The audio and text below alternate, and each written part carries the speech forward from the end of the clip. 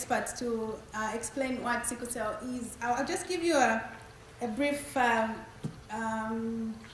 maybe history of why we started the advocacy from the beginning. So why Australian Sickle Cell Advocacy, Asca for short, and what we want to achieve. Well, here are our main objectives. To begin with, we formed this advocacy group to fill the gap of the highlighting rising numbers of sickle cell disease. We know from the data that we have and the friends that we have interstate, I've got a lot of friends, we realize that there's no place that we can go to in terms of support. And even though there's other blood disorders support groups, as a parent myself, there's that part that I missed to talk to somebody who was speaking the same language. So our aim, our association is our main mission to be the leading advocacy for people affected by sickle cell in Australia. Sickle cell disease has been around for over 100 years, but was only recognized as a public health problem by the World Health Organization in 2008. The experts that are here at this hospital state that sickle cell prevalence in Australia has increased tenfold in the past 15 years.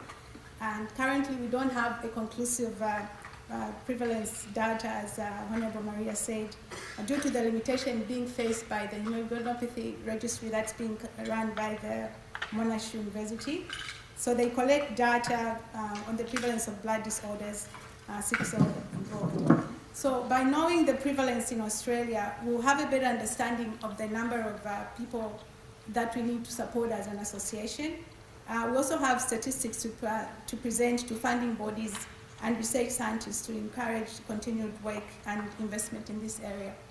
Hence, our immediate objective is to work with the public health preventative medicine who are doing the immunoglobulopathy registry, and so that we can see how we can help and to avoid the limitation that they are currently being faced.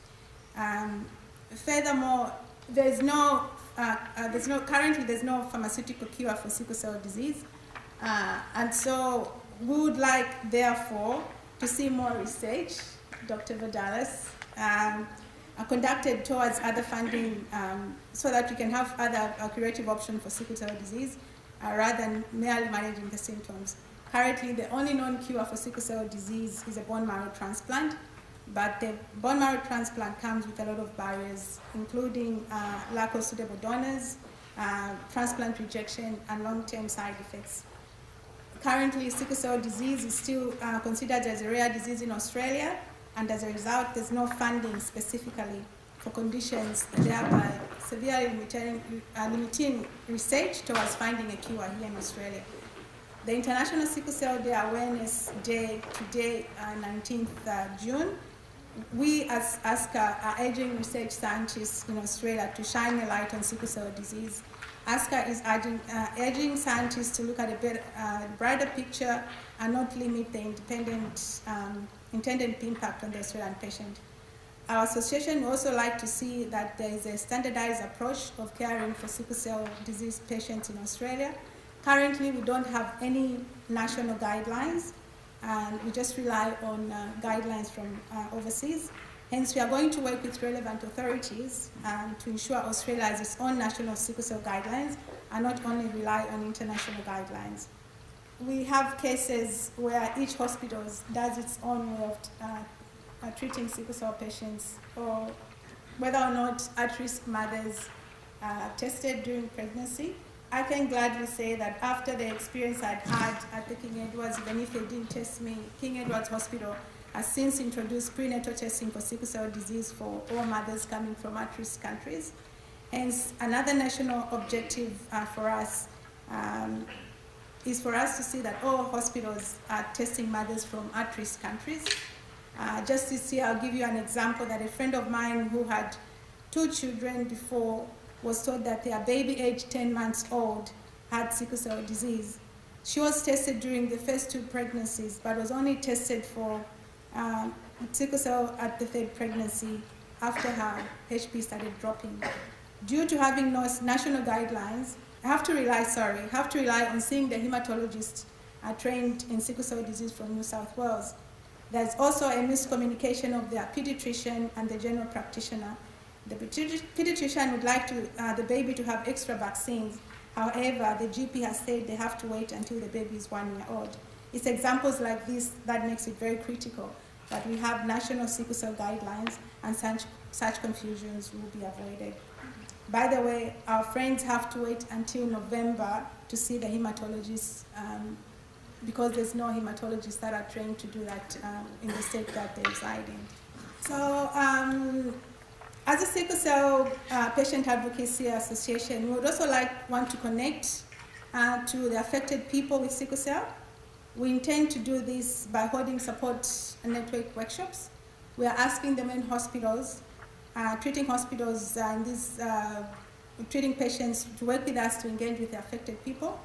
We'd also like to continue raising awareness by holding educational workshops for people who may be at risk of having this condition. We intend to do this by holding, working with different multicultural communities and events. We'd also like to work with different hospitals and GPs to identify people at risk and how we can reach out. The other area that we are going to introduce is having a buddy program between different age groups.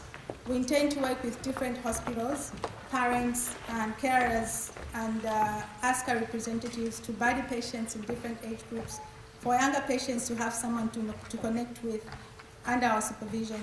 This program will be very essential to kids living or graduating from hospitals, children's hospitals and moving into adult hospitals.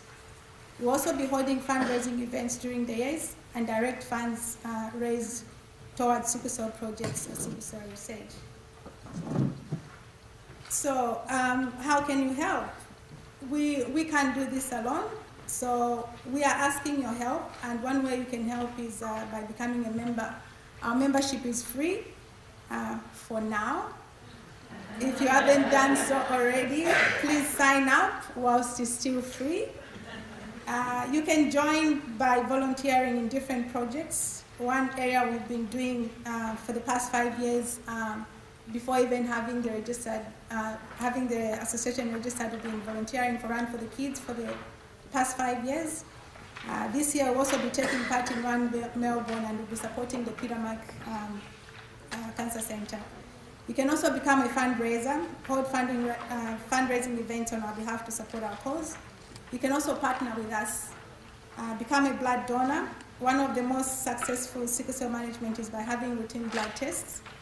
Please talk to the blood services representatives here after the event and see how you can become a blood donor. So that's it about our association and where we go, but I'll just quickly go back and talk about my daughter. So where are we in terms of Mapalo's treatment? So this year, on 21st February, our daughter had a bone marrow transplant. Fortunately for us, we're in the minority few who have the sibling donor. Our third child was a donor for Mapalo. She had a transplant on 21st February. Mapalo's treatment was very smooth, and today she is 118 days post bone marrow transplant. We'd like to say thank you to Dr. Arthur Greenway, who has been treating Mapalo since 2013. Before we were transferred to oncology team, now with Dr. Dave Hughes.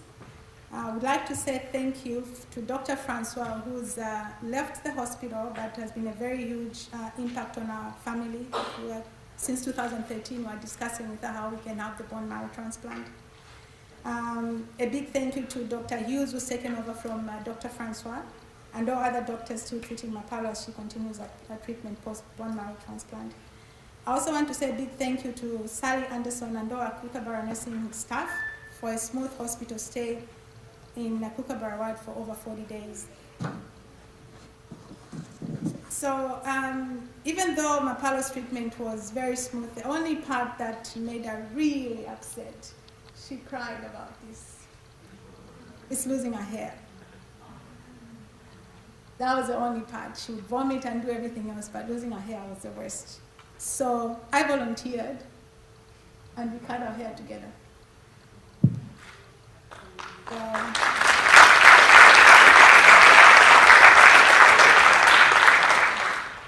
And we bought wigs together.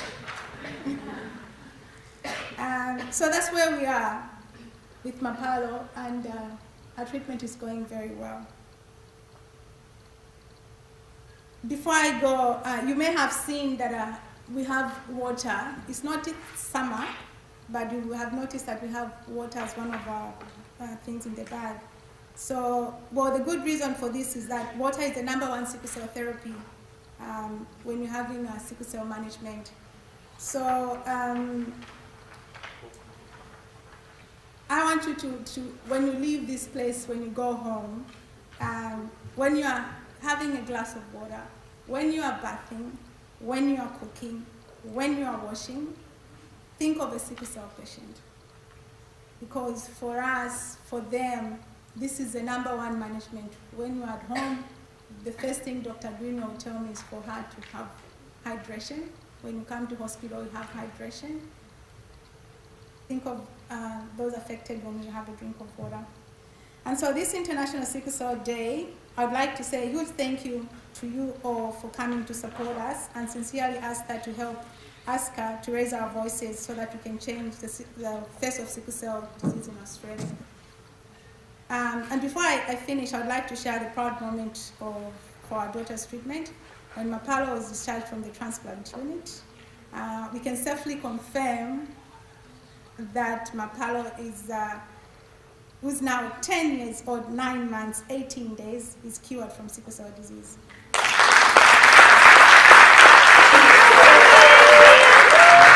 Are you ready, Mapalo?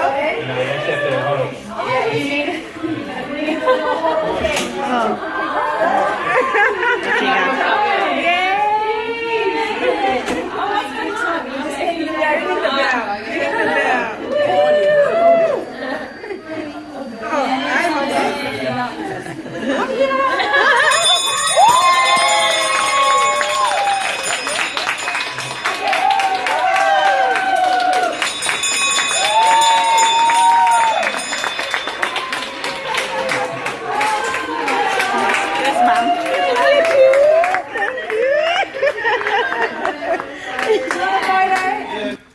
That was a very proud moment for us.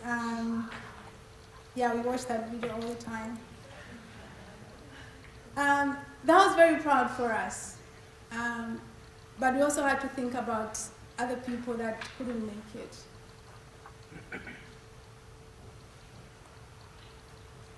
And one of the hardest things that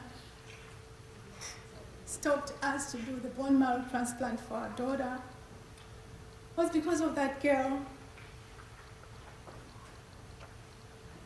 Her name was Natizia Rachel Nakazwe. She had sickle cell disease.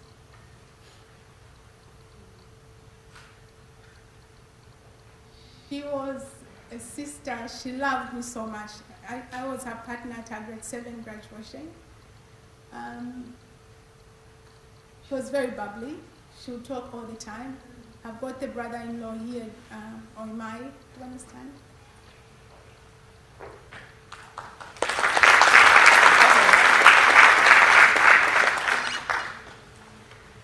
I packed her bags when she went to hospital. And she died because she had complications due to the bone marrow transplant trying to cure sickle cell disease. And that's why we're asking for research scientists to do something and not just rely on bone marrow transplants as a cure, so that we don't lose life. Like, she was in year 12 when she died. We miss you, Tizia, and forever in our hearts.